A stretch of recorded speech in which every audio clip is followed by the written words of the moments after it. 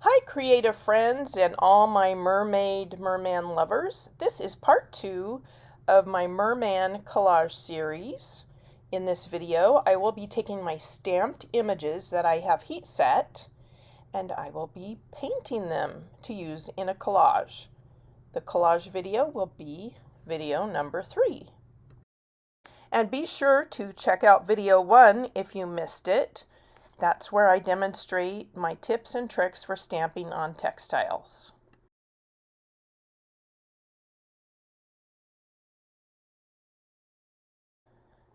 Let's get started painting our mermen along with some beautiful backgrounds that I paint using salvaged fabrics, leftover paints, and my favorite new acrylic markers. Here I'm using a rounded tip paintbrush and some Ecru Dynaflow by Jacquard. But if you didn't have the Ecru, I usually mix my own skin tones using a brown, a white, and some kind of pink or red paint. I start with the white paint, mix in a little tiny bit of brown, a little tiny bit of pink, and then add more brown and pink as needed for the tone that I want. I usually like to start with the areas that I think might have some darker shading to it, like where the arms are folded or the outside edges. And then I add in some white to lighten it up so that I give some dimension or depth to the skin tone. Reason I'm using the Dynaflow and not regular acrylic paints mixed with textile medium or regular textile paints, those tend to be very opaque. So when you stamp an image, you stamp with an opaque paint. When you are filling in the image, I use a Dynaflow or a dye type paint so that I can see the stamped image through the paint. It doesn't overtake my stamped image.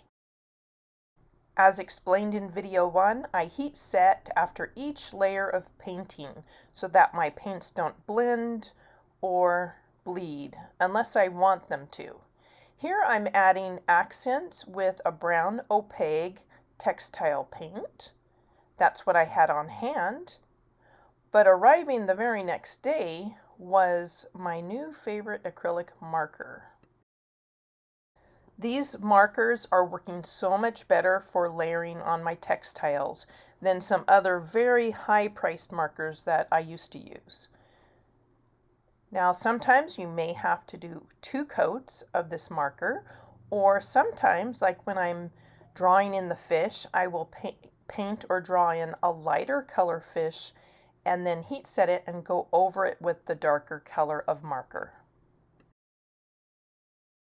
I also use these markers to add more colorful accents to the merman tail, as well as his lips and his tattoos and jewelry.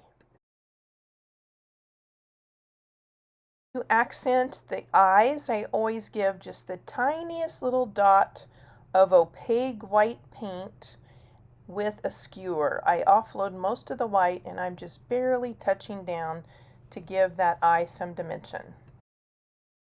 And I want a more watercolor effect, I use my Dynaflow paints instead of the paint pens.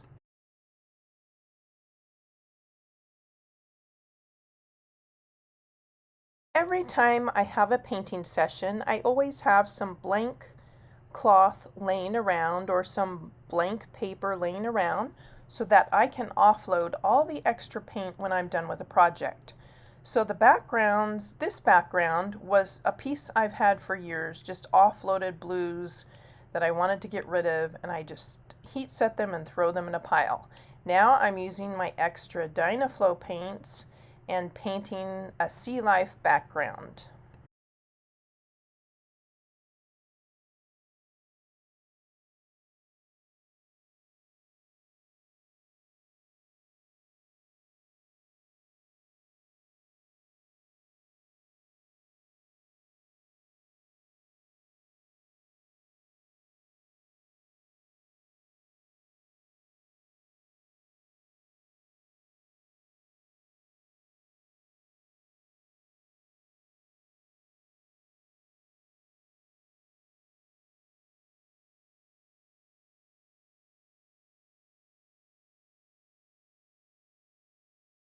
When I'm switching up a color that I'm not sure will play nicely with the background, I go ahead and heat set it just so that there's no bleeding of the colors.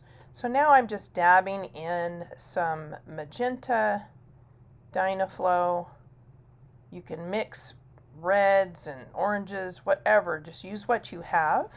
And now I have this piece painted enough that it's actually going to be making two backgrounds. Now here you see I have some extra orange, so I'm using it to offload and create some coral. Now this is a demonstration of what can happen if you don't heat set. I intentionally did not heat set, and now into the wet orange I am dabbing some magenta, and you see it's going to bleed through and fan out into the color of the orange.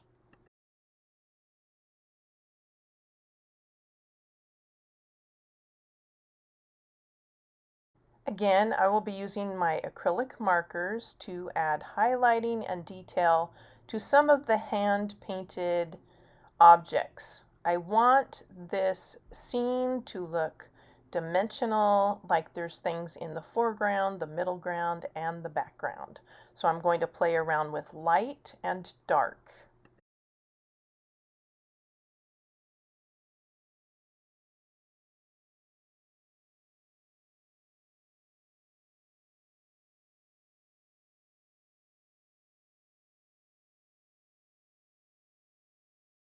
I started to add some basic fish with a very light green, but I felt like it wasn't a big enough contrast, so I went ahead and picked a bright orange to go over the top layer. Now I'm using the opaque white, the textile paint, not the Dynaflow, and a stencil brush. I am offloading most of the paint so I have a very dry brush, and I'm just building in some elements of light as if the sunlight was shining down through the ocean waters.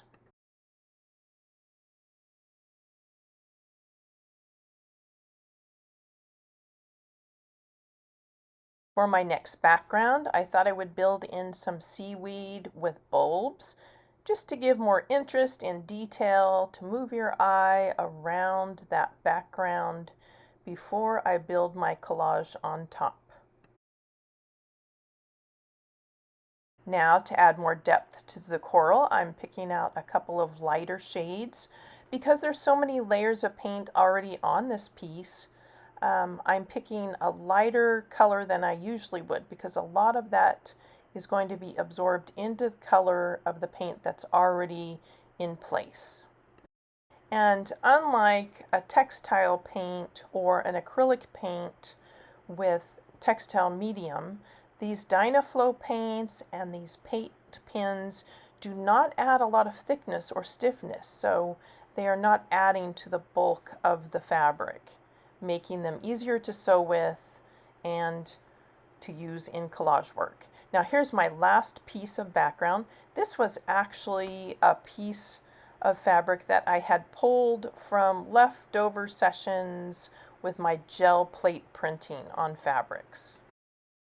It's a bit stiffer in nature, this printed gel plate cloth, because I think I was using some artisan paint, maybe like a mineral chalk-based paint on it, so it does have more thickness to it. But I loved the texture that it has, and it's going to create and just peek through this background. I'm also going to be using this on a tote bag, something that I'm not going to wash a lot. So the stiffness of wearing something is different than the stiffness you would have on a tote bag. So this will be perfectly fine to use for my tote bag collage. The blue and the green were actually some leftover, I think, textile paints from another session. And now I'm going to spritz it all with water so it just kind of melds it, blends it, brings forth that texture from underneath. As you can see, my painting style is very intuitive, so I've squirted on some other colors. I'm going to blend it in, spritz it, add some white, and then this background will be ready for its collage. Thank you for watching and happy creating. Make sure you hit subscribe so you don't miss the next video in this series.